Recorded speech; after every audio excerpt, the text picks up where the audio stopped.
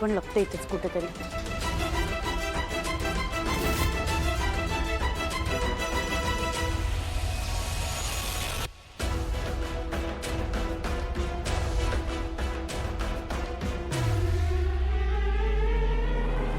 What?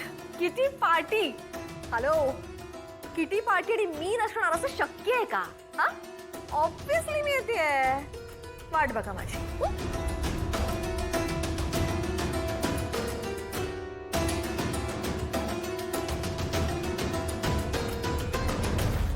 She.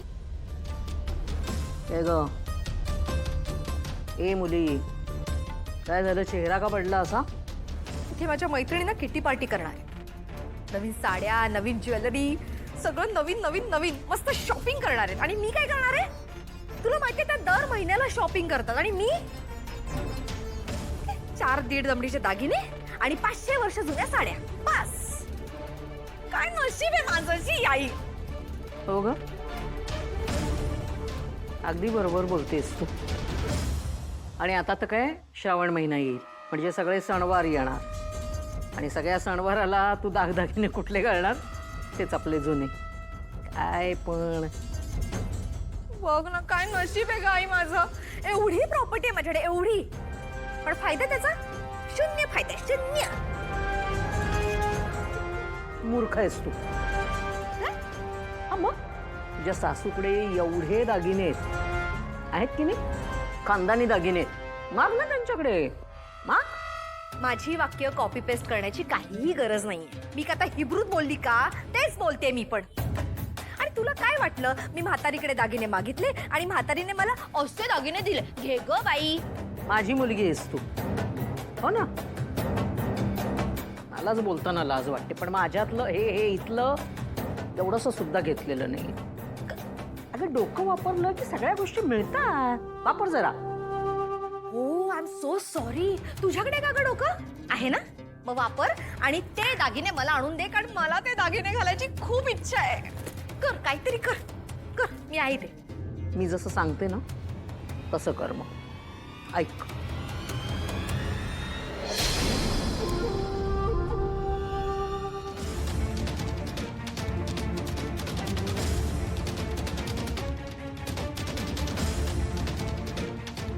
Yes, done.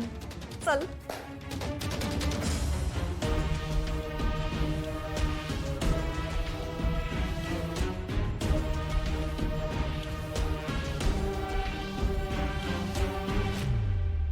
Madam कुठं गेल्या?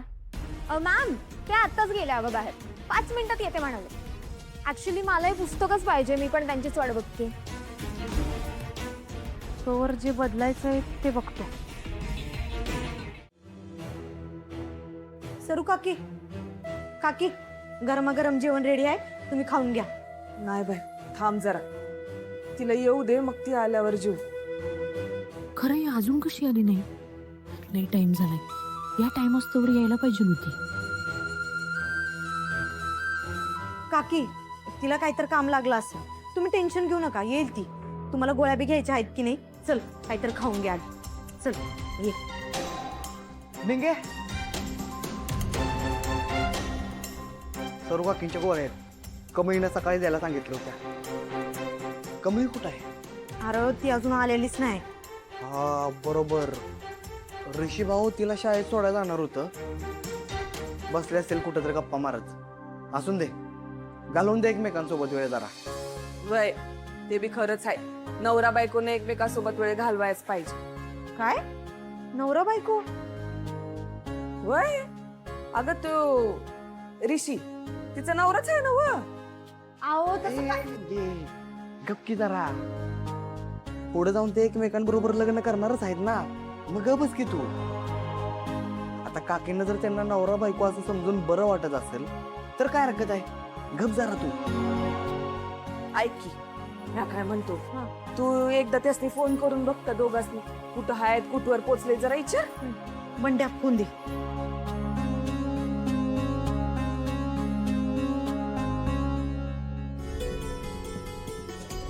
अरे देवा, फोन तर लागणच झालाय. अगं असू दे की, येतील की ते. काय उठी टेन्शन घ्यायलास?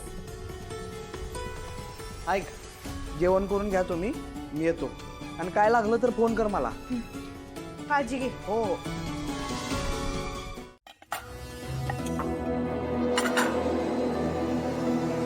राधिका, ऋषीचा काही फोन वगैरे आला होता? नाही, तो आला नाही अजूनपर्यंत म्हणून विचारते. नाही, येईलच इतक्यात. तुला असं वाटत नाही राधिका, हल्ली ऋषी खूप उशिरा घरी येतो? काय मीटिंग सुद्धा खूप लवकर संपली होती, अजूनही आला नाही येतो.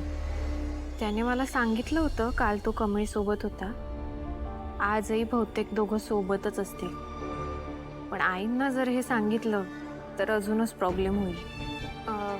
आत्ताच माझं बोलणं झालं ऋषीशी. तो साहेबाबरोबर कुठेतरी गेलाय. कामं आटपली की येतील दोघं. हां, ओके, मग मी साहेबाला कॉल करते. अरे देवा, आता जर साहेबाला फोन केला तर मी खोटं बोलते हे लगेच कळेल.